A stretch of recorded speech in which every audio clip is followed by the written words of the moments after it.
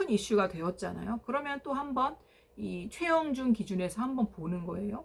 자, 이제 같은 대운이니까 신묘 대운은 이제 아까 해석을 했으니까 봤고, 병오년 위에도 빨갛고 지금 밑에도 빨갛잖아요. 그럼 병은 여기 지금 여기 이 최영중의 일간하고 똑같네요. 그럼 얘는 이제 비견이 될 것이고요.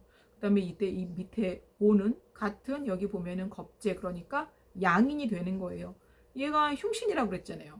똑같은 글자면 얘도 흉신일 거 아니에요. 그러니까 흉신의 더블 찬스네요. 흉신이 또 흉신을 만났어. 되게 안 좋은 거예요. 그러면 그 다음에 또 지금 이제 을미월도 눈여겨봐야 해요. 왜 그러느냐? 지지는 지지끼리 보니까 이제 아래줄만 보세요. 을미월 할 때 이 미토는 상관이에요. 상관. 그럼 아까 이야기한 이거 오화, 얘도 흉신. 미토, 상관, 얘도 흉신.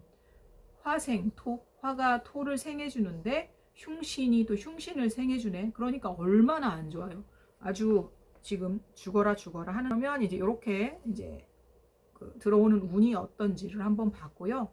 이제 팔자 위의 체질은 요거를 말씀을 드릴게요. 아까 제가 이거를 이제 딱 잘라가지고 텐더다 터프다, 좀 아직은 조심. 한쪽은 텐더, 한쪽은 터프기 때문에 이제 소송전으로 이어지고 이제 이게 이제 수사가 확대될 건데, 이 최영중의 부모님도, 왜냐면 최영중은 결혼을 안 했잖아요. 미혼이니까 최영중의 부모님도 체질이 반대 체질일 확률이 높고요.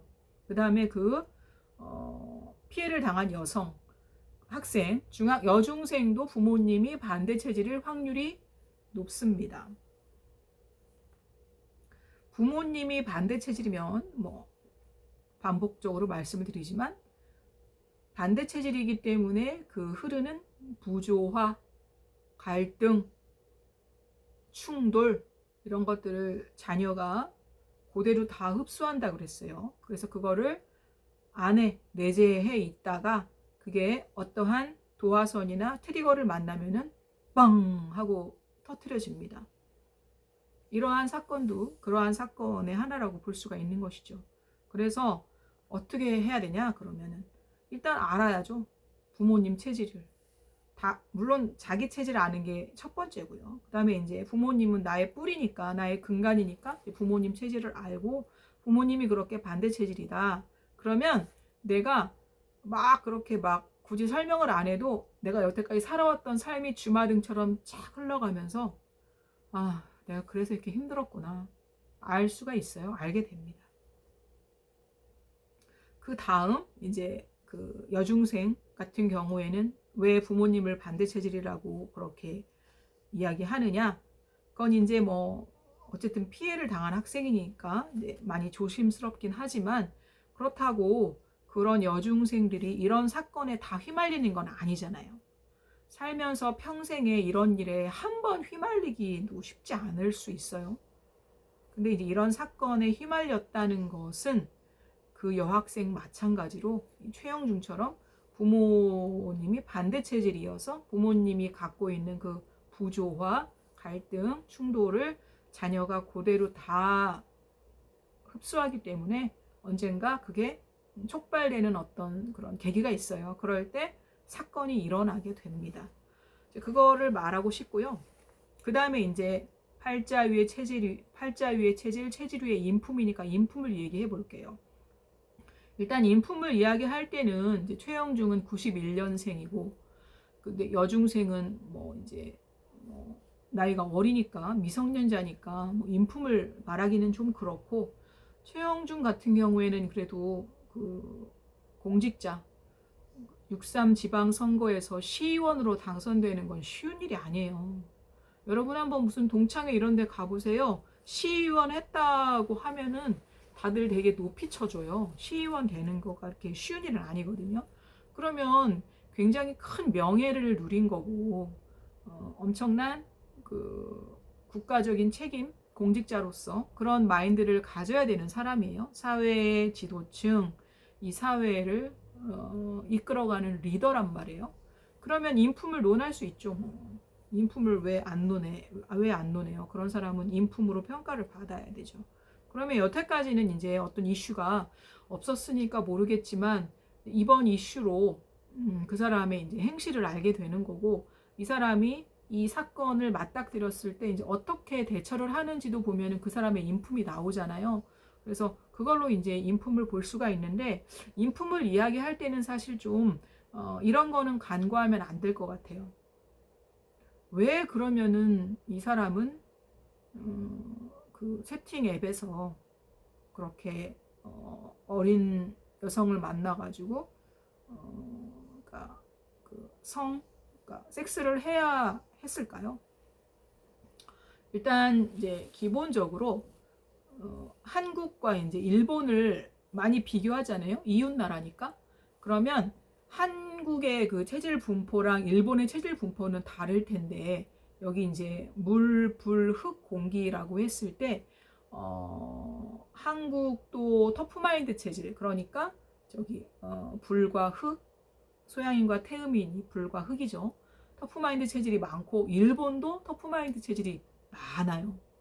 근데 같은 터프 중에서도 한국은 불 타입, 그러니까 소양인이 많은 거고요. 소양인의 나라예요, 한국은. 일본은 같은 터프라고 해도 흙 타입, 그러니까 태음인이 많아요.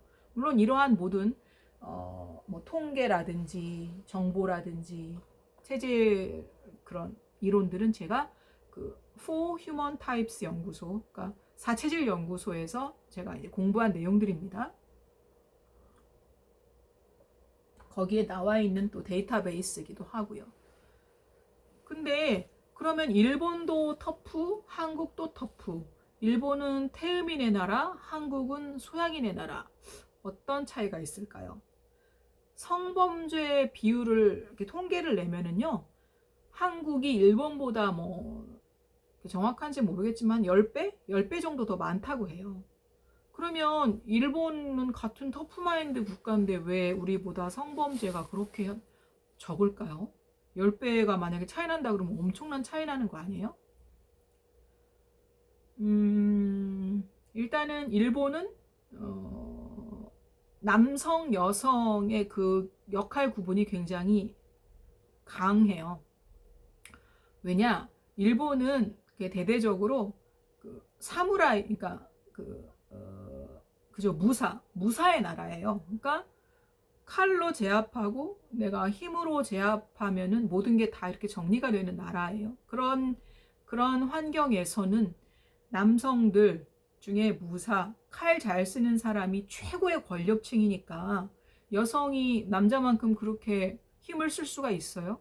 그럼 여성이 해야 되는 거는 그런 무사를 보필하는 거, 그 무사에게 기쁨을 주는 거, 그 무사가 편안하도록 하는 거가 여자의 가장 중요한 임무예요. 일본에서는 그래왔어요. 그리고 그 무사의 시대, 사무라이의 시대가 오랜 기간을 일본을 지배했기 때문에 지금도 일본은 그런 그 문화의 기조가 크게 바뀌어 있지 않아요. 그리고 터프마인드 체질 중에서 태음인은 소양인하고 좀 다른 게 태음인이 딱 봤을 때 무슨 생각을 하는지 잘 몰라요. 그러니까 내색을 잘 안 해요. 그리고 겉과 속이 다르게 행동할 수 있고, 우리가 포커 페이스라고 그러죠. 그리고 무슨 미로와도 같다고 할 때 그런 느낌이고, 그리고 내 속내를 잘 이야기하지 않기 때문에, 본심을 이야기하지 않기 때문에 가족한테도 본심을 잘 이야기하지 않아요. 그래서 우리가 일본 사람들한테 이야기할 때 일본 사람들 막 되게 예의 바르고 막 친절하고 그런데 속을 알 수가 없다, 속이 음흉하다, 그렇게 이야기하잖아요. 그게 그 태음인의 또 특징이기도 해요. 태음인은 굉장히 예절 바르고 격식 따지고 권위를 중시하고, 그러나 속을 드러내지는 않습니다. 그런 특징이 있거든요. 속을 드러내지 않는데 엄청 속을 드러내는 분야가 있어요, 일본에서. 일본 하면 떠오르는 게 바로 만화, 애니메이션의 강국인데, 또 하나의 문화는 바로 야동 문화예요. 야동. 그래갖고 뭐 일본에서는 AV 배우가 우리나라에서 그 받는 대우랑 다르잖아요. 위상이 그래도 있잖아요. 그러니까 일본은 겉으로 격식 차리고 점잖고 하지만 성적인 거에서는 굉장히 허용적이고 성적인 거에서는 굉장히 다 오케이예요. 그렇다고 하면 이게 성욕이 인간의 기본적인 욕구고 성욕이 있어야 그 사람은 건강한 사람이에요. 근데 당연한 성욕을 무조건 억누르고 성욕을 풀 길을 다 막아버리고 그러면 그게 이제 풍선 효과처럼 어디를 꽉 누르면 어디가 어느 쪽이 또 막 부풀어 오르는 것처럼 그런 부작용이 일어나는데 그게 이제 성범죄로 많이 일어나지 않나 싶어요. 한국은. 그럼 한국은 같은 터프마인드 체질인데 소양인이 많은 나라인데 소양인은 자신을 드러내기 좋아한다 그랬잖아요. 근데 왜 그러면 성적인 거를 그렇게 억압을 하냐? 성적인 걸 좀 이렇게 좀 억압하지 않으면 이런 성범죄도 줄어들지 않겠느냐라고 이야기할 수 있죠. 여기 이제 이 네 개의 체질이 각각 발달한 감각이 다른데 이 터프마인드 체질의 불타입 소양인은 시각이 발달해 있어요. 그러니까 눈이 중요해요. 눈. 그러니까 눈으로 보는 즐거움을 추구한다 이걸 말하려고 하는 게 아니라 남의 눈. 그러니까 다 사람 한 사람이 다 CCTV인 거예요. 그러니까 체면을 중요시한다고요. 체면을 남의 보는 눈을. 그래서 뭐라 그러지?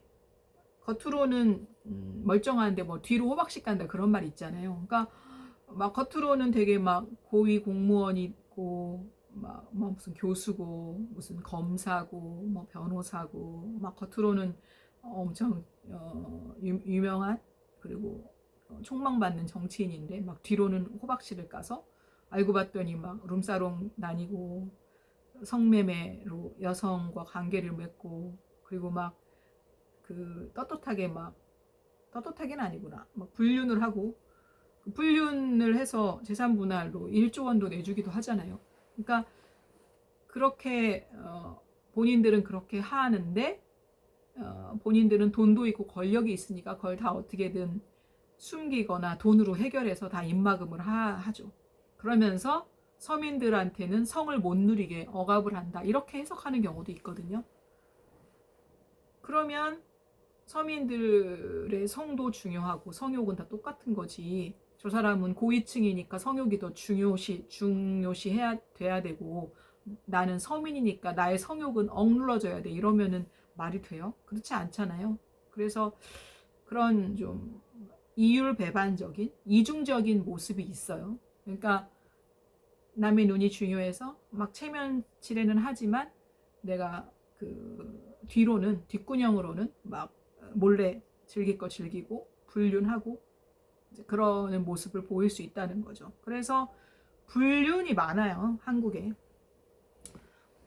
뭐 이제 일본은 잘 일본은 어차피 이제 성범죄가 우리보다 아주 그러니까 적다고 말씀을 드린 거에서 이제 성적으로 그렇게 억압이 좀 덜하다는 거고 외국 같은 경우에는 사랑하지 않으면 거기는 바로 헤어지잖아요. 그래서 막 배신하고 몰래 불륜하고 이러는 아마 그 율은 적은 것 같고요. 한국에서는 이제 워낙 체면을 중요시하고 그러다 보니까 겉으로는 멀쩡한 척 해야 되지만 속으로는 이 성욕을 나도 풀어야 되니까 뭐 불륜으로 풀고 그러는 비율이 높은 것 같고 또 이제 여성들은 한국의 여성들은 또 역시나 같은 소양인이라 그러면은 여성도 뭐 체면을 중요시할 것이고 그리고 한국은 선진국처럼 그렇게 여성들이 물론 이제 여성의 지위가 많이 올라갔지만 여성들이 아직도 좀 장벽이 많잖아요. 뭐 특히 뭐 아이를 낳고 키우고 하면서 경력이 단절되거나 하는 경우에는 자신의 포지션이나 지위가 아주 막 땅바닥으로 추락하면서 이제 거기에서 그 일에 대한 어떤 많은 그런 번민이 있을 것 같기는 해요. 그래서 이제 남편 바라보고 살기 때문에 자신의 힘이 없다고 느끼기 때문에 뭐 불륜을 남편이 저질러도 눈 감아주거나 아니면은 뭐 맞바람을 피우거나 어쨌든 이제 한국은 불륜이 아주 많죠. 그래서 그 인품을 좀 요구할 때도 좀 살게 해놓고 인품을 요구해야 된다고 생각해요. 그러니까 성욕을 그렇게 막 무조건 억누르라고만 하면 우리가 뭐 식욕, 그다음에 수면욕, 성욕은 기본적인 욕구인데 밥 먹지 마, 참어, 배고파도 참어. 맨날 그러면 사람들이 그러면 참을 수 있어요? 그리고 잠도 자지 마, 줄여, 뭘 이렇게 자. 그러면 잠을 안 자고 살 수 있어요? 그런 것처럼 성욕도 사실은 그런 하나의 욕구라고 하면 좀 이렇게 성욕을 건강하게 이렇게 배출할 수 있게끔. 그리고 이제 뭐 최영중의 케이스는 좀 다르겠지만 지금 최영중도 90년대생이잖아요. 그러면 이제 결혼 많이 하는 그런 연령대잖아요. 30대. 근데 결혼을 어떻게 해요? 웬만한 한국에서의 서민 30대가 지금 이번에 그 주가 폭락하는 거 한번 보세요. 한국은 뭐 답이 없어요. 부동산과 그 다음에 이제 대학 입시에서. 그러면 거기에서 오는 그런 그 패배감이나 열패감을 아마 주식으로, 코인으로 만회하고 싶었던 젊은이들도 많았을걸요. 그래서 임금 격차도 많고, 그렇다고 젊은이들이 다 임금 높고 막 성과금 막 몇 억씩 주는 그런 막 좋은 회사 대기업에 다 갈 수 있는 건 아니잖아요. 그러면은 일반 대부분의 사람들이 어떻게 집을 마련하고 어떻게 결혼을 해요? 그러면은 그렇게 연애에 대한 그러면 부담도 있는 거잖아요. 결혼을 안 할 건데 계속 어떻게 연애만 하고 싶겠어요? 그러면은 그 성욕을 어떻게 풀어요? 그러니까 좀 아니 물론 최영중을 뭐 제가 두둔하거나 보호하거나 비호하려고 그러는 게 아니라 일반적으로 그렇다는 거예요. 저도 이제 성인 자녀가 있기도 하고 그래서 좀 그런 건강하게 성욕을 풀 수 있게끔 좀 더 그런 쪽으로는 좀 생각을 좀 해보고 마련을 해놔라. 그러니까 정치인들은 아쉬울 게 없죠. 돈 있고 권력 있으면 아마 그 사람들도 뒤로는 다 뭐 성욕을 어떻게든 다 풀고 살걸요. 그리고 뭐 늘 말씀드리겠지만 이게 이 체질에서 텐더는 텐더끼리 잘 통하고 터프는 터프끼리 잘 통하잖아요. 근데 그게 궁합도 마찬가지여가지고 남녀 간의 궁합도 텐더는 텐더끼리 잘 맞고 터프는 터프끼리 잘 맞는데 이 잘 맞는다는 거는 이거 지금 19금 멘트입니다. 속궁합도 얘기하는 거예요. 속궁합도 텐더는 텐더끼리 잘 맞고 터프는 터프끼리 잘 맞아요. 그러니까 만약에 그 최영중이 결혼을 한 사람이라고 하더라도 결혼했던 정치인 중에서도 그런 성 문제로 이슈에 올랐던 사람이 많잖아요. 결혼했는데 그럼 왜 그렇게 그 바람을 펴가지고 그런 문제가 생길까요? 그러니까 부부랑 금슬이 좋으면 그런 걸 또 예방할 수 있지 않을까요? 그래서 기본적으로 자기 배우자랑 성적으로 만족을 못 느끼니까 그렇게 하면은 성적으로 만족을 못 느끼고 성관계를 안 하면 외롭고 성욕이 만족이 안 되니까 딴 데다 눈을 돌린다고 이렇게 이제 핑계를 많이 대잖아요. 또 그럴 수 있고요. 그래서 또 기본적으로는 또 돌아오는 게 체질이에요. 그래서 텐더가 텐더끼리 결혼하고 아니면 텐더가 텐더끼리 연애하고 터프가 터프끼리 결혼하고 터프가 터프끼리 연애하면 그런 성적인 외로움 그리고 이제 그 성적 만족이 이제 결혼 초기나 연애 초기에는 콩깍지가 씌웠을 때는 세상 전부 다 아름다워 보이기 때문에 그때는 뭐 성적 만족 어쩌고 그런 거 따지지도 않을 거예요. 근데 진짜 이 궁합이 잘 맞는지 겉궁합이든 속궁합이든 그거는 좀 시간이 지나면서 알게 되는 경우도 있잖아요. 그래서 그런 면에서도 이야기를 하는 거예요. 물론 뭐 텐더끼리 만났을 때 다 그 섹스가 다 만족스럽지도 않은 경우도 물론 예외적으로 있겠죠. 터프가 터프끼리 만났을 때도 또 그런 수도 있겠죠. 그런데 만약에 이제 일단 결혼했다 그러면 또 이제 또 다른 어떤 그런 노력을 동원하거나 어떤 뭐 다른 도움을 받아서라도 뭐 비뇨기과를 가든 산부인과를 가든 해서라도 그 부부가 서로 성적인 그런 만족 성적인 어떤 그 즐거움을 계속 누릴 수 있게 노력을 해야죠. 일단 결혼을 했고, 게다가 만약에 아이까지 있다고 하면, 아이가 없을 때는 또 모르겠어요. 그리고 이제 또 그 다음 팔자 위의 체질, 체질 위의 인품. 그러면 그것도 이제 여학생 측면에서 봅시다. 여학생도 부모님이 반대 체질이면 이제 제가 딱 어떤 모습이 그려지냐면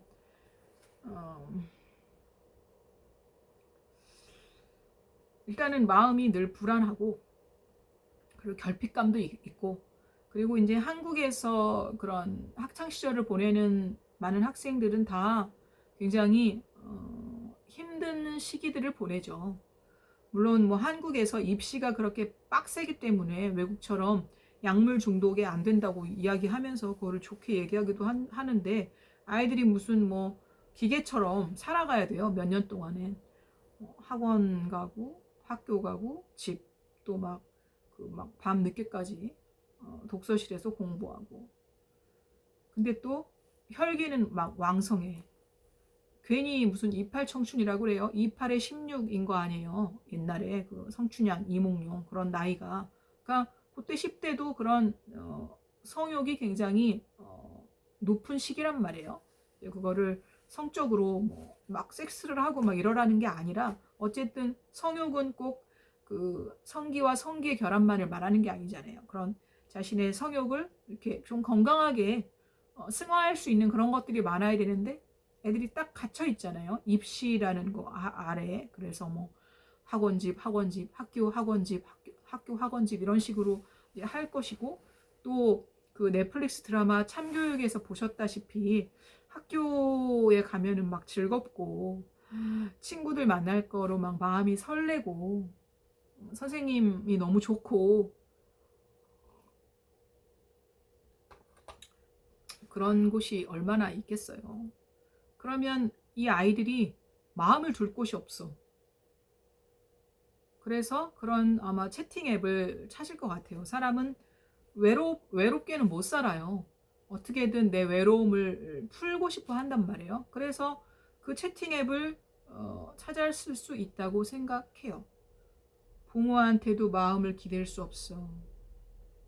또 마음을 이렇게 확 오픈해가지고 나를 딱 보여줄 만한 마땅한 또 학교에서의 그런 친구들도 또 마땅치 않아. 선생님한테 또 고민을 얘기하자니 또 그것도 아니야. 그럼 그 어린 학생들은 누구한테 이야기를 해요? 그러니까 그런 뭐 외로움이라든지 아니면 이제 호기심이 있었을 수도 있고 그래서 아마 그런 채팅 앱을 그 여학생이 찾았지 않았을까 저는 그렇거든요. 그러면 그 여학생은 물론 나이가 어려서 뭐 제가 인품을 이야기하려고 하는 게 아니라 아이들이 그런 데에서 자신의 결핍을 채우기 전에 좀 마련해 줘라. 아이들이 그런 통로를. 그러면 아이들이 좀 시간적으로나 정신적으로 여유도 있어야 되고 좀 이렇게 좀 진짜 마음을 확 풀어헤치고 좀 편안하게 놀 수 있고 좀 그런 계기가 많이 마련되면 그렇게 채팅 앱에서 어른들의 어떻게 보면 놀잇감이 되는 거잖아요. 놀이개가 되는 거잖아요. 그런 일은 좀 막을 수 있지 않을까 싶어서 그러는 거예요.